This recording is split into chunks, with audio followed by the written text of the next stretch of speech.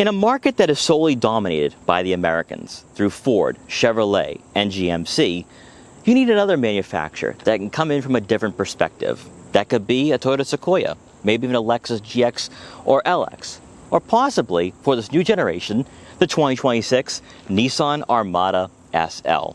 In today's video, we're going to check out what this trim has to offer us, especially for a vehicle coming in under $70,000. We're going to check out the exterior, the interior, take it out for a quick test drive, and see why, if you are looking at buying a body-on-frame SUV for you and your family, the Nissan Armada might not be a vehicle you want to overlook this year.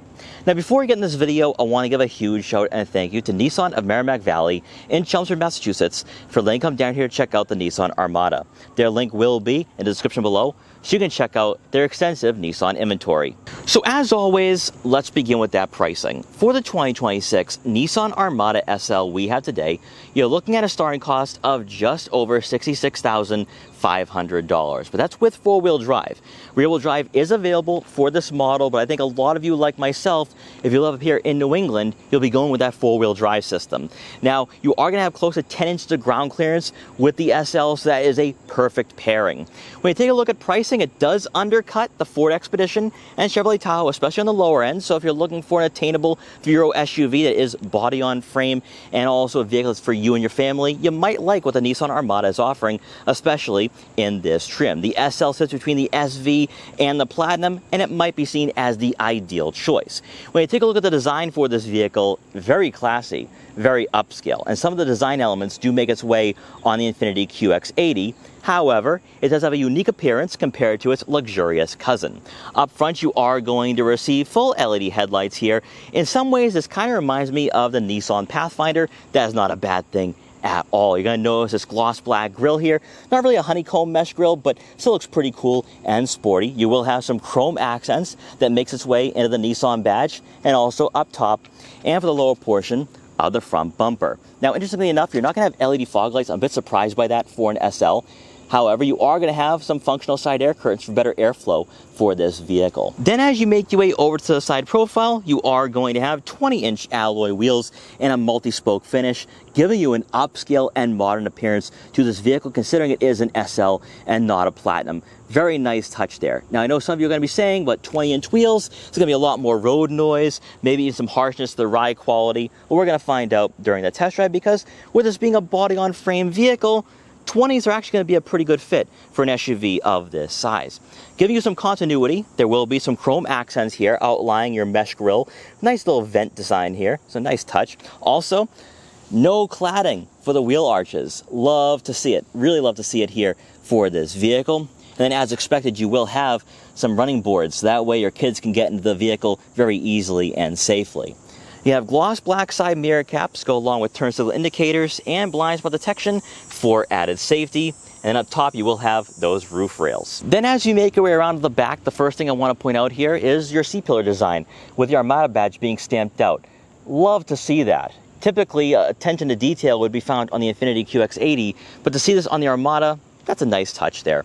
You are going to have LED taillights, so full LED light setup for the front and rear, giving you a modern appearance. You got the Armada badge being stamped out on the liftgate, which we see a lot of now in the automotive industry and in Nissan products. More chrome accents that make their way into the Nissan badge, just like we saw up front. Then for the lower portion of the rear bumper, not a lot of plastic cladding. So this is painted, and this is cladding, but I'm glad to see it's not caked on there. Some manufacturers love caking the cladding on. This is really nice. Really though, I think for this generation, what Nissan has done to the Armada, considering the class it's in, which is owned by the Americans, they did a really good job here with the design. It's unique, but also it's designed, as you can tell with the body lines, even the front and rear fascias, that is setting you up for a more performance-oriented version that's coming later this year. Powering our Nissan Armada today is going to be a 3.5-liter twin-turbocharged V6 engine, producing 425 horsepower and 516 pound-feet of torque. It is paired with a 9-speed automatic transmission. This is actually a very smooth engine to have here for a vehicle of this size. I know some people are going to say, oh, I missed the V8. I wish we had a V8 still. This twin-turbo V6 is actually quite the gem in this class. Now, you are going to have four-wheel drive as an option here for better urine capability and versatility. And keep in mind, with the SL, you are going to have a ground clearance of close to 10 inches. So you can take on the elements here with this vehicle. Probably more importantly, though, is going to be that fuel economy, or lack thereof. You're looking at right around 16 miles per gallon in the city and 19 miles per gallon on the highway. So most certainly not efficient, but this would fall right in the other body-on-frame SUVs in this class and price range. Hopping inside the Nissan Armada SL, you're going to receive power-adjustable, heated leatherette seats for both the driver and passenger, with the driver's side having 2-position memory for added convenience. Also in front of you will be a heated steering wheel, so during those colder months, you'll be nice and warm. Now, one thing I have learned here with Nissan and Infiniti is that they tend to do a really good job when it comes to the fit and finish and materials that they use for the interior, giving you a welcoming driving environment, and the Armada SL is no exception.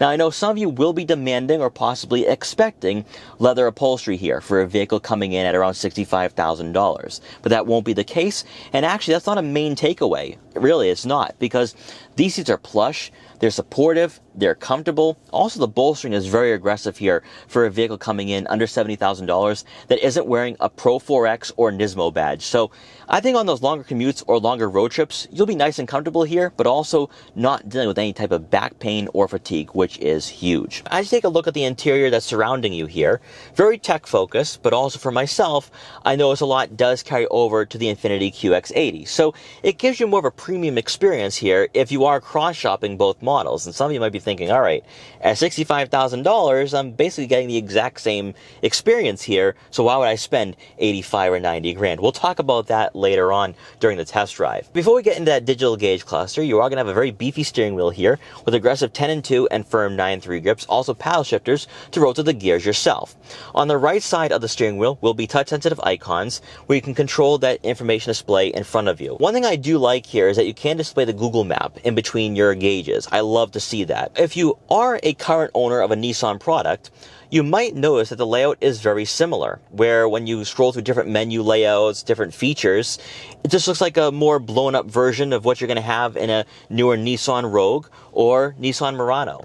And some of you might be saying, oh, I wish we had more of an immersive experience, but I think this is more than enough and more than adequate for a vehicle in this class. Also, the technology isn't going to be very confusing here. Now, if you have seen my Ford Expedition reviews, you had that massive screen, and some of you might not like that layout. I think some of you will like what you have here with the Armada. Now, as we take a look at the infotainment system, there's a few things I want to point out here. One, you're going to have wireless Apple CarPlay and Android Auto compatibility to go along with a wireless phone charging pad. We'll return to this when we check out the center console.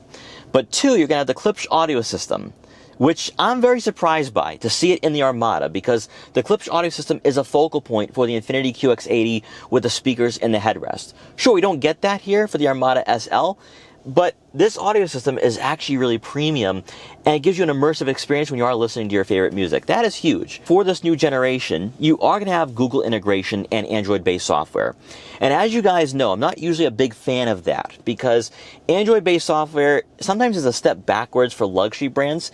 But for Nissan specifically, and also Infiniti, this is a step forward in the right direction and puts Infiniti and Nissan on the map in their markets. On the left side of the screen will be quick access icons for your home screen, your navigation, radio, your phone connectivity, then your onboard assistant, but then lastly will be a layout with all your widgets here, giving you a tablet-like touchscreen. So I do like that. Now at the bottom of the screen will be more touch-sensitive icons for your climate control settings. So there will be a dedicated menu here for your climate control, but you're still going to have physical buttons on the center console and dashboard layout to do all of that.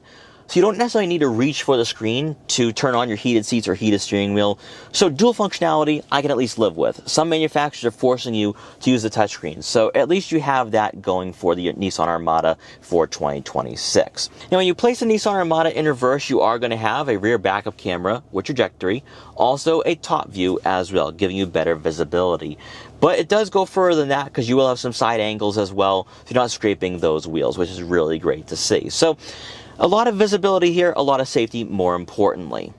Now, as we continue on, you check out that dashboard, the cascading waterfall effect here for this vehicle. You're going to have some buttons for your camera systems, physical knob for the volume, and then also your seek and track. But then you will have those buttons for your dual zone climate control, your AC, front rear defrosters, fan speed, and fan direction. So all of this is going to be right here within arm's reach. Speaking of within arm's reach, will be your drive mode selector. So from here, you will have standard, eco, sport, tow. So all of this is going to be right here at your disposal. But then also rock, sand, mutt, rut, and snow. So you'll be able to take on the elements here with this vehicle. You're also going to notice your 4 high, 4 low, your traction control on and off, then also your auto start stop button, then you have your buttons for your gear selector. So much like we see with that Infiniti QX80. You can have 2 cup holders here, then also your wireless phone charging pad, but you also have 2 USB-C inputs as well. For the standard storage compartment, very deep. Also, I think you can store maybe 1 or 2 17-ounce water bottles, which is really great to see. So very body-on-frame-like here for the Armada. And then lastly with the SL, we do not have a power moonroof, but hey, you can't have it all here for a vehicle on the lower end in the lineup, but there is one optional package that I want to dive into today. So for $3,370 to the SL ProPILOT Assist 2.1 package, you are going to have the ProPILOT Assist 2.1 giving you better safety features. You're also going to have a customizable multicolor ambient lighting system to give you more of a luxurious experience for the interior, a head-up display, and then a 3D view for your camera systems. So a lot more visibility, a lot more safety. Is it worth the price tag? I don't know, I'd probably go a trim above the SL. That would just be my take. But if you want that safety, you want some of those creature comforts and amenities, then I'd say go for it. As we check out the second and third rows, there's a few things I want to take note of here for the SL Armada, is that you are going to have the option to go with bench seats or captain chairs. And as you can tell, we have the captain chairs for more opulence to this model. And the leather seat material does feel rather nice. Now, when it comes to legroom, you're looking at right on 39 inches, which is pretty good for a vehicle in this class. It is not class leading, but it's more than enough if you have taller passengers, average sized adults, and then most certainly smaller children. So you'll be able to sit back here, relax, enjoy the longer road trips when you are going with the family. Also, these seats do recline a bit by about probably 5 to 10 degrees. So you can really relax here and also maximize that headroom, which is not going to be too much of an issue here for this vehicle with the higher roof line, but also no panoramic moonroof for our model. So a lot of interior space to work with. Also, you will have 3-zone climate control in this vehicle. We're not going to have heated outboard seats. Not really surprised by that for this vehicle, at least for the model we have today, the way it's spec'd out. You are going to have 2 USB-C inputs and a 12-volt outlet on the center console. But you are going to have another center console for the second row with 2 cup holders, so I can store some drinks here, 2 more USB-C inputs, and also a pad where I can store a smartphone. That is actually really intuitive.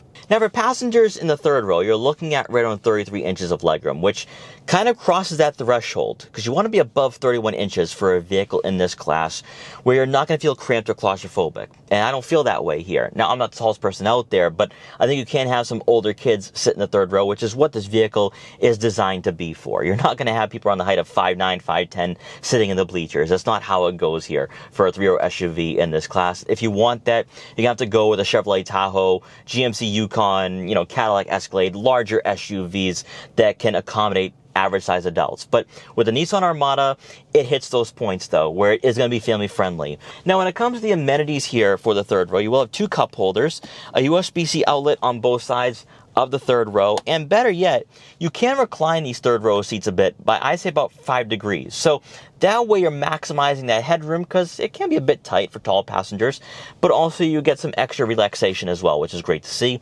Now, you're not going to have climate control, but there are air vents conveniently placed right next to your head, so you'll be nice and cool or warm depending on the time of year. Making our way around to the back one more time to take a look at the rear cargo area for the 2026 Nissan Armada, you are going to receive a power liftgate. And inside, behind the third row seats, you're looking at right on 20.5 cubic feet of room. That is right, we hit that milestone. You guys know I like seeing more than 20 cubic feet behind the third row seats, so that way I can store all my camera gear, and the Armada passed that test. You are going to have enough room here, I think, for your groceries if you are going on a grocery run with your kids in the third row, which is huge, gives you a lot more flexibility out of this vehicle. But truthfully speaking, this is not going to be class leading, so keep that in mind. On the left side of the cargo area will be a 3-pronged outlet, but on the right side, you're going to notice 2 rows of buttons here. And you're correct. You can power fold and power raise the third row seats. That's actually pretty impressive here for a vehicle in this class and for a 3-row SUV coming in under $70,000. You can also lower the second row seats as well, but you have to manually raise them. So again, that is one thing you have to keep in mind. Now, when the third row seats are folded, you're looking at right on 57 cubic feet of room. Again, not class leading, but I think more than enough here for a vehicle in this class if you're only using 2 rows here for the Armada. And then lastly, when the second row seats are folded, you're looking at right around 97 cubic feet. So again, that falls right in line with most body-on-frame SUVs in this class. Some vehicles are going to have just a bit more if they're extended, but I think that if you're looking for a great all-around practical SUV, the Armada would be a great upgrade over that Nissan Murano. We've had our fair share of experiences with this platform to the Infiniti QX80, which is a phenomenal SUV, by the way. I think it's most certainly a competitive model in its class, which is owned by the Americans, and I think the Nissan Armada is experiencing the exact same problem. But that is a vehicle for a completely different market, $85,000 plus, whereas the Armada comes in just under $60,000 on the low end, and I think you most certainly feel that $20,000 to $25,000 difference. But I want to start off with the good here, because the Armada has a lot going for it. A really nice twin-turbo V6. This vehicle is quick, it's smooth, and the straight line speed is linear. Really all you could ask for out of a vehicle like this. The 9-speed automatic transmission, very smooth as well. So it's a vehicle that's going to have some sense of refinement and quality for the on-road driving experience, for just commuting around the city and suburbs. I also really like the steering input. Just like we saw with the Infiniti QX80, this vehicle has some sense of agility, that it has a sporty nature to it. And some vehicles in this class can feel somewhat cumbersome. And that's where it leads me to the suspension. So with the Infiniti QX80, you have an adaptive suspension. And with that, you're going to have a lower center of gravity. You're going to have what I think feels like a performance-oriented SUV. The Armada we have today, not so much. I mean, you go over every bump and imperfection and you feel every single one of those bumps. And that is a stark difference. You know, when we checked out the interior, I'm like, a lot does carry over from the Infiniti QX80, or from the Armada to the Infiniti QX80. What is the point in spending $80,000, $85,000? And what I'm learning here is that it's the ride quality, it's the interior materials and the fit and finish. But I don't think you're expecting that or demanding that out of this model. So I'm not really going to fault the Armada in that way. For an SUV that you can just drive around on long road trips with you and your family, or even just use as a daily driver, it is comfortable. It is most certainly comfortable in this configuration. Also, we've checked out the interior space. I think it's more than adequate for a crossover, or should I say SUV, in its class. Like I said before, there is a lot to like about this model where, one, you don't feel as though you're driving a yacht. There's no floaty sensation here to this model. There is a sense of connectivity, which I like. It's not like it's a passive experience where you're just driving this thing around and you're floating along. You're not dealing with that with the Armada. There is a sense of engagement, which I really like. Now, we are going to get on the highway here. I'm going to see what the handling is like on this on-ramp and see what this vehicle can do and what it can provide us. Now, the turn-in, again, there is some body roll here, but I love the weight to the steering. Also, another thing too, there is no mistaking this model for being body on frame. I mean, it has that rugged nature to it. It has that truck-like driving experience, which I know a lot of you are most certainly looking for. So it doesn't feel very soft. And let's see if we can get on the highway here and pass some slower drivers.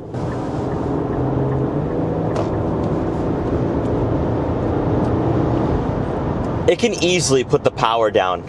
Effortless. Now, at highway speeds, road noise isn't that bad. It is not egregious. Considering that this SUV is rather boxy, and you look at the body lines, very quiet. Also, smooth on the highway. Very smooth.